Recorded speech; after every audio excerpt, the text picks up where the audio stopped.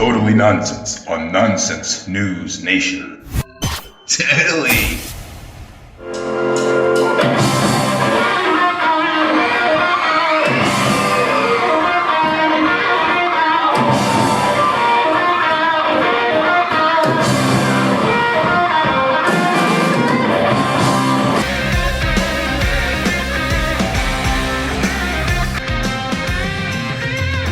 Welcome back, ladies and gentlemen, kids and cadets, boys and girls, to another riveting edition of Totally Nonsense on Nonsense News Nation. I'm your host / boy, Brandon Skydale's Hebrew name is Shmuel Melech. Hi, Brandon. Hi, Scott. What's your name, Scott? Well, my name definitely isn't Brandon, because that's your name. My name is, like you just said, Scott, and I am the second host of Nonsense News Nation, but I'm also the second out of 3 people here today. If you could, please introduce yourself, a very special guest. I'm Charles Coleman. I was in a band called House on Cliff. I'm a guitar player.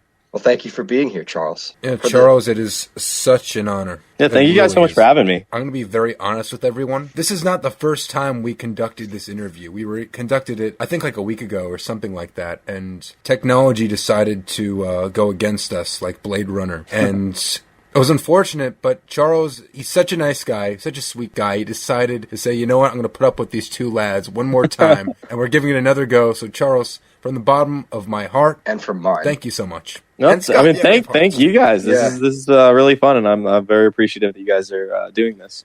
So yeah, but I want to start out again after the thank yous and say that Charles, he's not just any guitarist to me. We go way back, and I don't think you really realized it. You know the story now, but I'll explain it to everyone else here. So many years ago, a long time ago in a galaxy far, far away, I went to a sleepaway camp, Greenwood Trails. I was 13. I think you were like 16 or something, or yeah, it was probably 14, 15, 16 around 15, there. Something like that, yeah. You probably remember better than I do. No, we established that in the other interview that's totally deleted, that I have an astonishing memory, and you'll see that as I explain the story. So I was at camp, a sleepaway camp, and every year there's something called Camplified. And could you explain what that is briefly, Charles, since you were part of that? It's been a while since I was part of it, but from my understanding, it was kind of this non-profit, or it might not, but I don't know if it was non-profit or not, but it was this program that brought together local music acts to kind of perform for camps all over the country. So it was a great way to support the local music scene, and also gave a bunch of kids at various different types of camps a source of entertainment. Right. And entertainment was had. That was my second year at Greenwood Trails. The first year we had a few acts playing. One was decent, the rest kind of wasn't. Cody Simpson was there. He was the Australian Justin Bieber, if anyone remembers. So it was good, but I was looking forward to the next year. We had like an 11-year-old girl on acoustic guitar. You got like these pop girls playing these, like a girl band. You got this guy who my counselor said was on crack.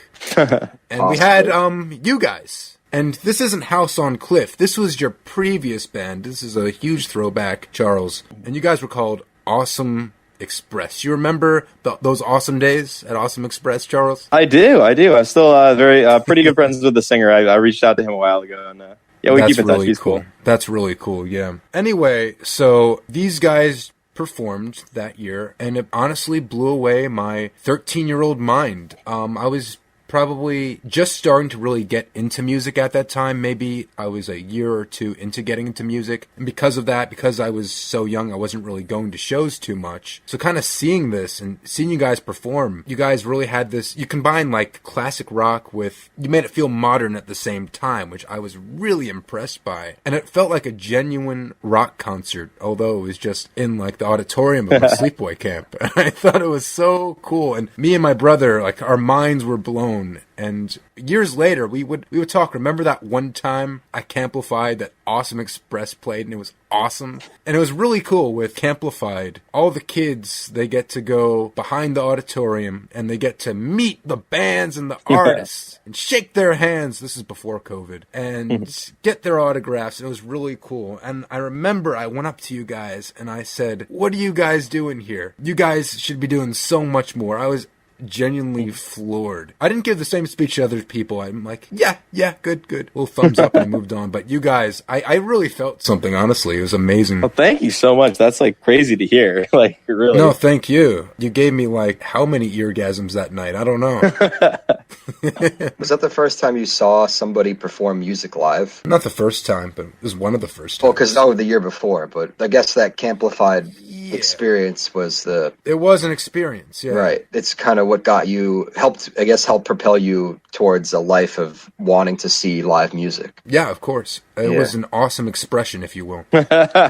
So, anywho, I later subscribed to you guys on your YouTube channel. I'm like, all right, these boys are going places. I'm just gonna sit back and I'm gonna see where they go. And maybe a year passed after that or something, and then you fizzled out, as a lot of young bands do. And so the story continues, but we're going to jump many years later to earlier this year a little bit. I was listening to I Told You This Before, Sir Duke. It's such a great song. Yeah, amazing song. And by Stevie Wonder. Scott, you love Stevie Wonder, don't you? So I remembered that you guys, it was one of the last things you uploaded. I remember like really enjoying it. You covered that. So I listened to it after all these years, and I'm like, you know what? These guys are still kicking. And I'm curious, like, this band's clearly dead. Awesome Express, not so awesome anymore. Where are these guys? I remembered that your name was Charles and the lead singer name was Charles. So I looked that up in Awesome Express and I found out that you were part of this band, The House on Cliff. Now this was the moment of truth for me because I knew that Awesome Express was great. There was no telling what this band would be like. Maybe you guys were like a boy band or a hip hop group or you did ska or something. I don't know. This could be a totally different band. I checked it out. Ska was discussed when we started the band. No, I'm kidding. Honestly, ska's great. Ska's so good. I discussed that. But anyway, I did check out the music and I was blown away yet again. Yeah, it was that style from Awesome Express, but really, it was very matured from it. Like, you were kids then, and this is you later on in life, in your 20s, really honing your craft and making some great music with some great, very talented people. So it was just wonderful. And at this point, I told Scott, my co-host, I said, Scott, we got to get this guy in. Here's my story.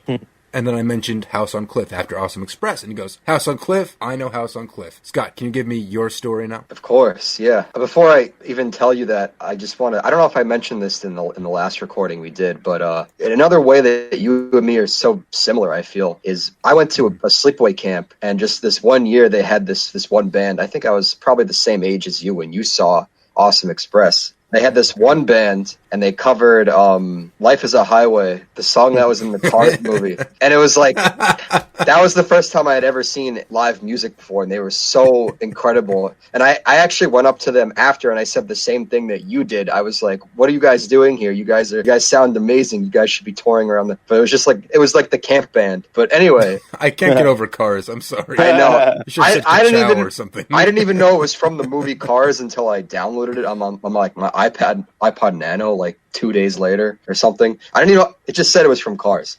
But anyway, enough about Disney Pixar's Cars. I could talk about all day about Cars. You approached me and you told me that, and the reason I knew House on Cliff was because in 2016 I had seen The Living End play Gramercy Theater in New York City. The House on Cliff opened up for The Living End at that same show, and I loved their music. And I downloaded a bunch of their stuff right after. And I had listened to them periodically through the years. And then you told me that. And I'm like, whoa, he knows that band? I know that band. So it was just purely one of those purely coincidental moments. And at that point, you and I were like, all right, we have to find a way to make this happen. Because Brandon wanted to do an interview. So that was really, it was a really cool moment. That's awesome. That's so crazy. I know, yeah. I've always loved The Living End. And I guess we'll talk more about you opening up for them later on, but it was just an awesome show. Yeah, they're fantastic. I love Living End. Really nice guys too. Good to hear. I saw them when I was like right before they went on. They were walking towards the stage, like from the side of the venue, and I was sitting there with my girlfriend at the time, and they just walked past me, and I was like blown away. I'm like, those are the guys right there. They're walking right past me, and they just like gave me this weird look because I was looking at them, and they're like giving me this weird look. Anyway, the thing I really wanted to get across with this interview, or should I just say conversations, kind of what it is. Yeah. I want to see what happened with Awesome Express, how you got to that point. shifted to the House on Cliff, how that transition went, what it was like with that band, and then I guess where you are today. So I want to kind of go through that timeline and just really understand your mindset. I think it's really cool, and I think other people should hear more about it. So here we are today, Charles. Could you tell me a little bit about how Awesome Express started, if you don't mind? Yeah, sure. So I guess it really started with this program I did growing up called Plugged In. It was this nonprofit band organization that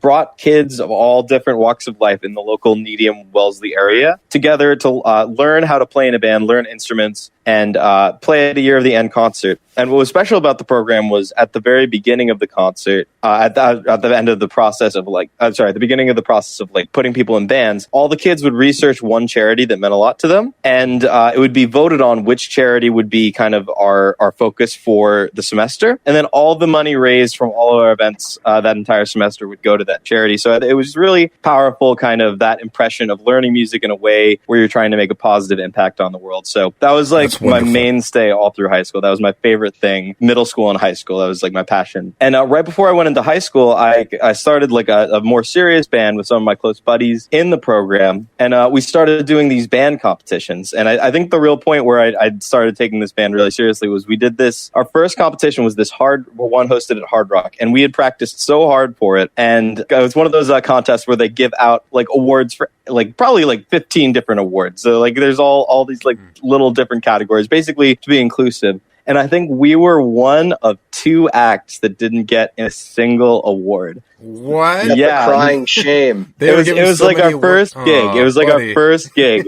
So, but what was great about that is that it burned, but we had another competition a month later. And I think all of us kind of looked at each other and were like, okay. And the band that won first place was in this competition a week later. So we were like, okay, we need to practice really hard. So we started videotaping our set. We started taking notes. We started playing a bunch of any shows around the area where we could actually practice kind of performance aspect of the show, videoing it, taking notes. And we took it really seriously, and we all had a lot of fun doing it. It was something that was exciting because we had this wonderful outlet with all of these competitions in the area. So we get to the concert at the end of the month. We bring all of our friends. It was like something out of a movie in my life. Probably one of my happiest memories of any of the bands. We brought so many friends from all of our schools. We packed the place, and we ended up winning over the band that had won first place in that first competition. So I think that was the real moment that it became more than a hobby. It became something that we're like, hey, we could actually take this pretty far. So this was freshman year of high school when that happened, and we continued doing competitions all throughout high school,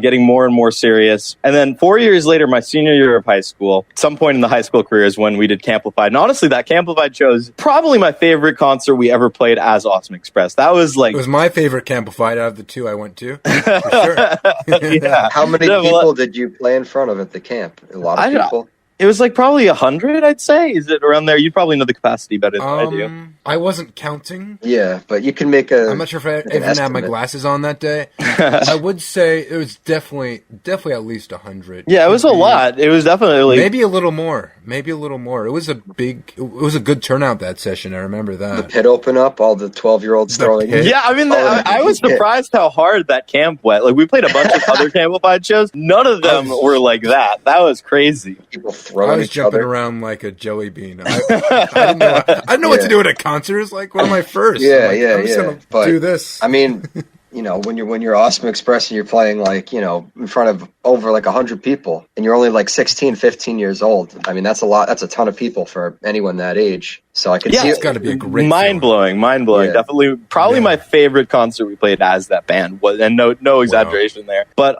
we continued doing it all through high school, and as we got towards the end, I kind of felt that a few of the members were kind of wanting to move on to other things. They were starting to get busy with extracurriculars. But right before I went to Berklee College of Music, which it was the very end of my senior year, this woman came to a competition we did, and she scheduled a meeting with us the next day where she came to my house, sat us all down, and she said she was one of the big founders of Radio Disney. She helped the Jonas Brothers out, very, very important person in Radio Disney. She wanted to make us her next big project, but she said point blank, this is what you're doing from now on. If I'm going all in, you guys are going all in with me. And immediately 2 of the members left. They were like, they didn't want to be the Jonas Brothers. They were. Yeah, well, I think I get it a little more because they were still sophomores in high school, so they had quite a bit of high school to finish up, and I understand that. And I think music wasn't.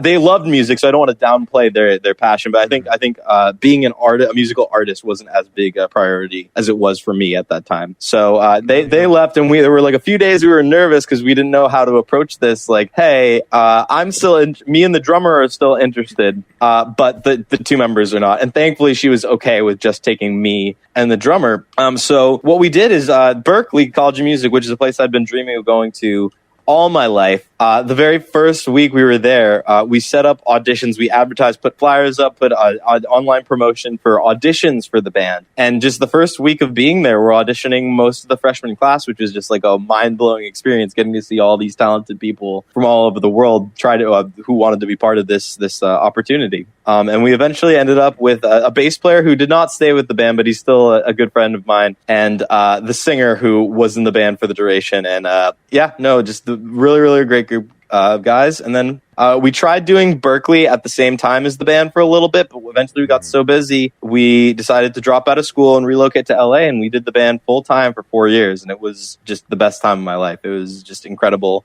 getting to record music, getting to travel all around the country, getting to meet different people that enjoy what we're doing or excited about kind of this classic rock type vibe that we were going for. And the House on Cliff declined the offer for the Radio Disney offer, right? Or this is the woman. So the woman, she wasn't with Radio Disney at the time, but she was trying to.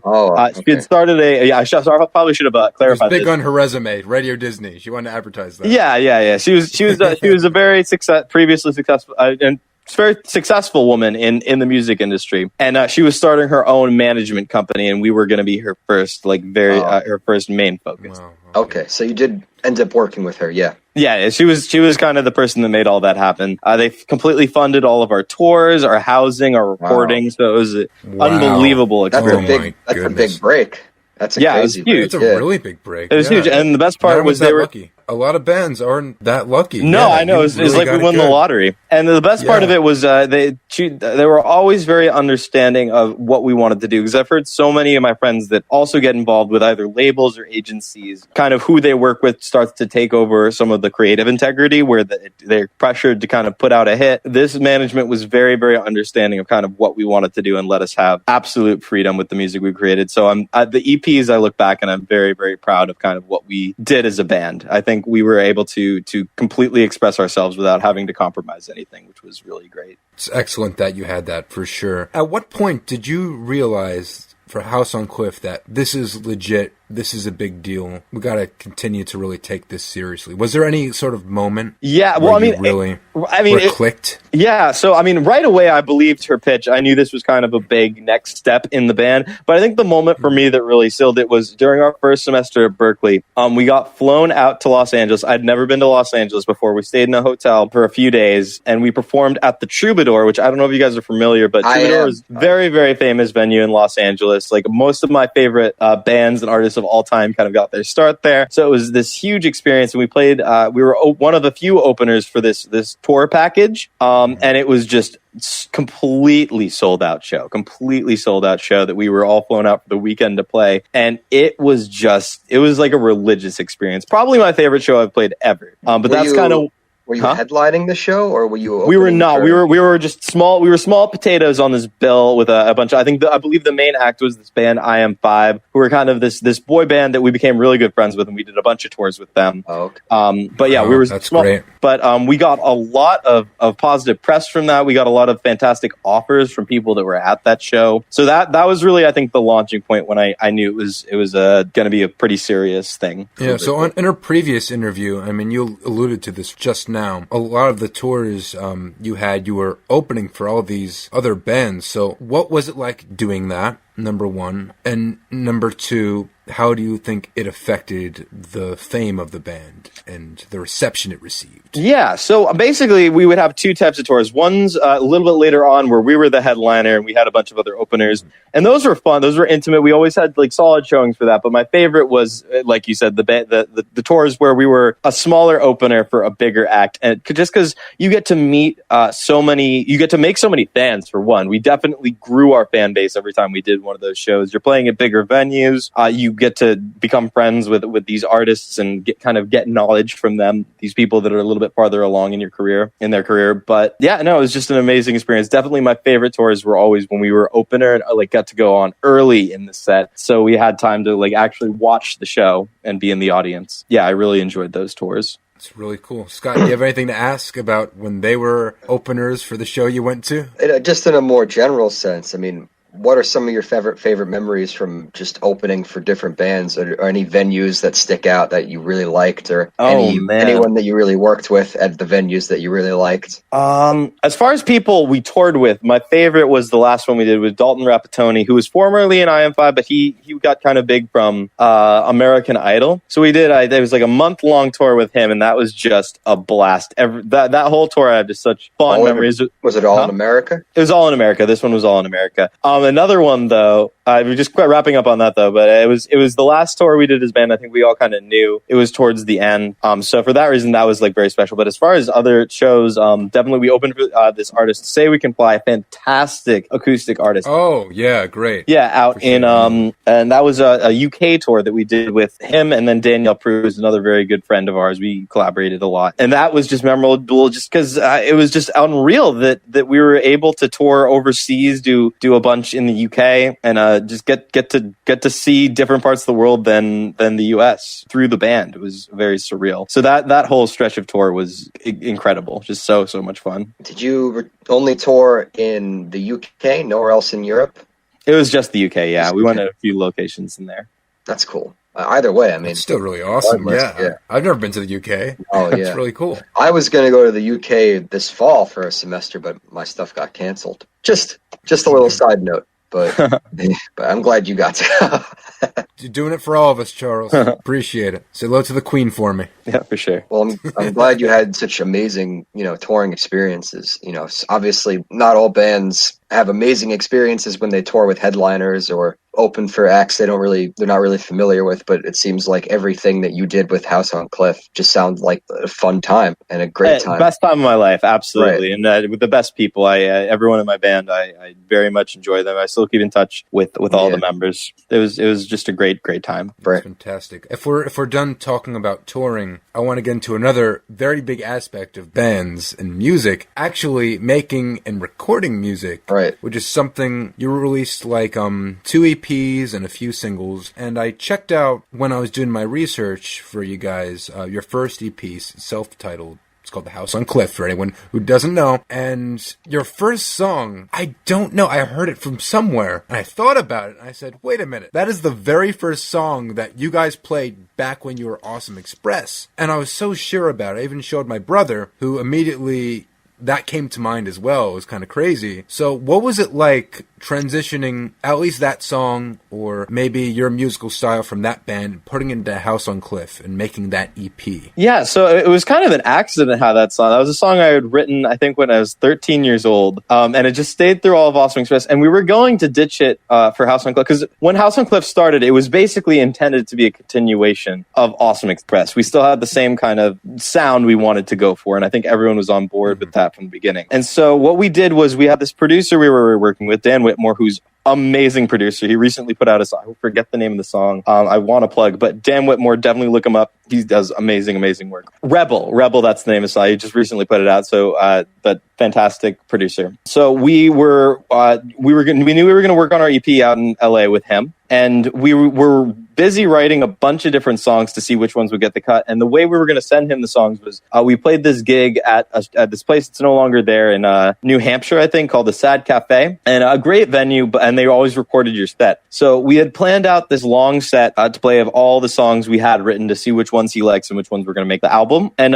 we didn't have enough songs to fill the hour time slot. So we decided to start the set with all over again, just for the sake of the show, not even the sake of the recording. He ended up liking that one, I think, the best. out of all of them. So that one he insisted on keeping on the album. Yeah, well, that song just stuck with me. There must be some merit to the song if I heard it however long ago and I could hear it now and just be like, I remember that. It's a fantastic song. I remember I mentioned last time when I had Instagram, I uploaded a cover of me playing it on guitar, like, I don't know, 4 or 5 years ago. That's so crazy to me. Yeah. This interview is meant to be, Scott. That's what I'm saying. It's an awesome riff. I mean, I don't remember how to play it anymore, but I could probably just pick it up. I don't know if I remember how to play it anymore. Yeah.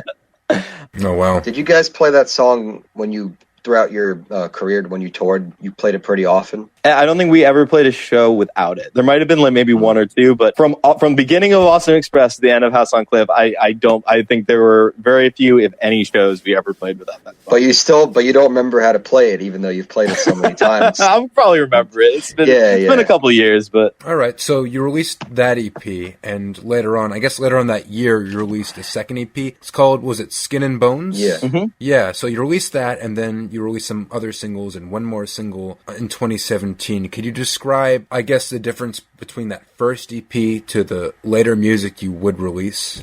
Yeah, so we took very different approaches for the two EPs. For the first one, we had this big fancy studio out in LA, and we recorded everything part by part. So we had these songs pretty fleshed out at this point, and we would spend like several hours on the bass, like laying down multiple tracks, and 7 hours go on guitar, and like kind of fishing through guitars, trying to find the perfect sound, really being particular about everything, then adding a lot of parts in post-production. So it was very piece-by-piece process, which in some ways I actually prefer because I think there's a lot more versatility, there's a lot more flexibility in that approach. And the second EP, we decided we wanted to do it live because there definitely is a certain energy, a certain rawness that you get when you cut the takes live. So not everything on that EP is live, but the drums, guitar, and bass, the main tracks for that we did all in one room, all in one take. And we would do multiple takes of all three of us playing, which was definitely a very interesting experience. And I think it fit the energy of that album very well. But yeah, definitely very, very different process for both the first and second EP, which I think's kind of cool to look back and see that there were very different sounds of the two EPs. Yeah, I mean, it's good that you can have all this experience under your belt as a musician, someone who takes music and recording so seriously. Yeah, I mean, I'm very, very lucky. Definitely, yeah. No, that's the pattern here. You're lucky and things were great, and we are happy for you, for sure. Thank you. Did you want me to chime in here? Because I remember last time you had asked me about my experience with recording. So from my experience is very similar to yours in the sense that we took it instrument by instrument when I was in the band I used to be in, and I prefer that process sometimes over the full band, just because it's hard to describe really why I prefer it. But when you take it part by part, it's just, I guess you can listen to your fellow musician's instrument, since you can listen to it solo, and then you can kind of add a few things. You can add a little flavor, this and that. I'm not really a mixer or producer, but that experience is always really interesting to me. Like, because when you're isolated listening to your drummer's drum parts or your bass player's bass parts, you hear things that you don't normally hear if you just play together as a full band. And right. I understand both perspectives and why you'd want to record both ways. So yeah, absolutely. And I feel the same way, although I do definitely, looking back, vastly prefer the second EP. Despite that preference. But yeah, I think there's definitely something unique about both of them, and I think there's a visceral energy from the live recordings that I was not expecting, that I was very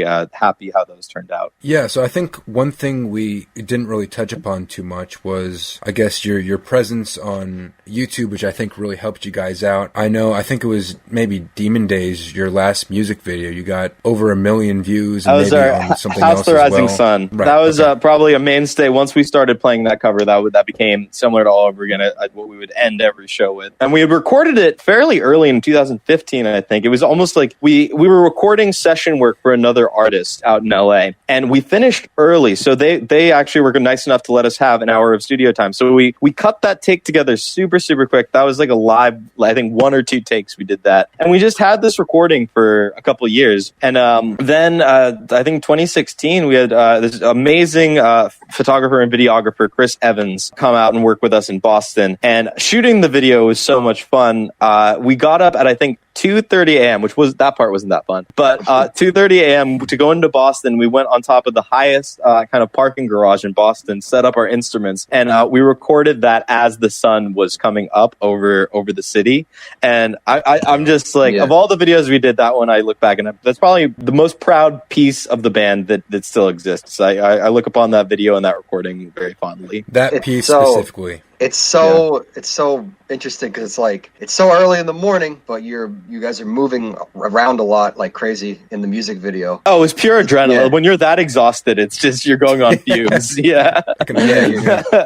You're going crazy. It feels like every band in the world has covered that song. Is that just like a tradition, or is that just me? Because almost every band I like has a recorded version or a cover of House on Rising Sun. A lot of people do it because it's in public domain now, since it's over 100 years old, so it can't get copy striked or demonetized. So I think that's a popular reason why people do it. Oh, I didn't know it was that old. Yeah. Who's the original composer of that song? So I found a bunch of different claims, but I don't think there's actually a direct source as to who is the original composer, because it was a folk song, I believe, in like the early 1900s. I think early 1900s, so fairly old. Yeah. That's interesting. I didn't know that. Kind of spread like wildfire. I thought it was just like a tradition musicians cover that song, but I didn't know it was very old and the domain was available like that. I mean, we didn't know either. We just really liked the song, but afterwards it kind of made sense why so many people have covered that song. Yeah. It's also a great song. No, yeah, it is a great song. For sure. Going back to the video, I'm sorry. I think it's really funny how waking up at 2:30, it's such an inconvenient, kind of really an annoying thing. I'm not sure how much you were feeling it at the time, and then you look back years later and you're thinking, you know what? This really was great. In fact, it was probably one of the proudest moments I've had with the band. Oh, yeah, and I think we knew that going in. We were all very excited about the idea from the start. I think we might have not even slept that night. If we slept, it was only for like an hour. I mean, even doing it, like we were all just so excited because we thought it was a really cool idea, and I think it came out really well. So, yeah, we were pretty stoked on it. Yeah, so House on Cliff, you had all these crazy tours, went to the UK, released 2 EPs, a whole bunch of singles, over 1 million views on YouTube. You made that video in itself, which is awesome. How did it end, if you don't mind me asking? So it was just kind of, it was kind of a thing where I got to the end of 2016 and I kind of decided that, okay, I kind of do want to go back to, part of me just kind of wanted to go back to college before I got too old to get my degree, to kind of have that part of my life taken care of. And at first we tried to keep the band together while me and the singer went back to college as well during this time period. And after a while, it was just kind of the other 2 members felt that there wasn't enough going on, which is totally fair on them. Like, we were in college and we were kind of restricting the band from doing certain things. So they decided to go off and start another band out in San Diego. And I mean, it was all perfectly amicable. It was just kind of one of those things where we all wanted different things at that point. So no hard feelings at all, but we all felt like it was the right thing to do. Yeah, well, from what you told me, at least with the previous interview, you all just ended on pretty good terms, and you said you were fairly close with the band still? Yeah, all of them. I keep in touch. I try to keep in touch fairly regularly with all of them. They're like my best friends in the world. I love them so much. And just to shout out their musical acts, the drummer and the bass player now have a band out in San Diego called Widowmaid. I'm not sure how I describe their genre, but very grungy, very hard rock. They're awesome. Definitely recommend checking them out. And then my singer is in a very, very established country boy band called King Calloway. They're based in Nashville, and they make some exceptional music. They're already had so much success. They've opened up for Brad Paisley, opened up for Zach Brown Band. They were going to go on tour with the Rascal Flatts. So they're going places. So now they're going on tour with the band that got me into essentially live music. Well, yeah, totally. The band that I saw covered Rascal Flatts, but yeah, Widowmaid. I wrote all full circle.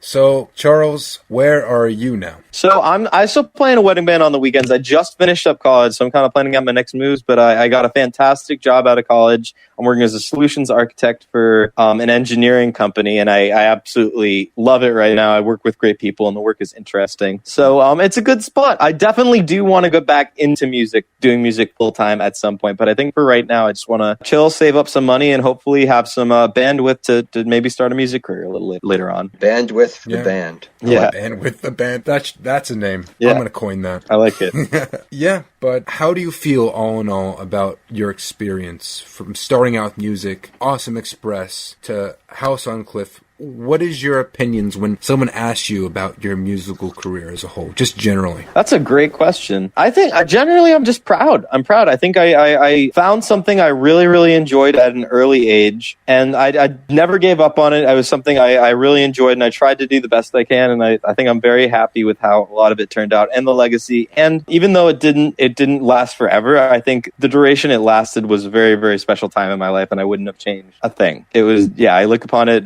very, very happy with that whole experience. When you play music at such a young age with a group of people, and you have sometimes when you do the ability to go out and tour and actually have some success, you never forget about that. Like, that is something so special to you. Even though I was in a band, we didn't really tour too many places outside of New York. Still, I mean, those memories to me are precious, and I can only imagine what your memories are like to you, since you were all over the world and you were up in LA for free, essentially. And I guess you'll just look back on it fondly and forever, really, Yeah, absolutely. And it's doing the thing that there's absolutely nothing I would rather do than get to play music, get to perform live. So getting to do that, in addition to all the other perks, just getting to do that every day was very, very special. And with my favorite people in the world. So absolutely. That's so sweet. Yeah. It's like a brotherhood. I mean, it's like... It is, you're all working together towards the same goal, and there's nothing better than that, really. Yeah, definitely. And it made people happy. Yeah, I think that's what's important. Definitely. Yeah. That's a huge component of it. Of course, yeah. Charles, so we're so proud of you. We wish you many successes here on out, whether it be in music or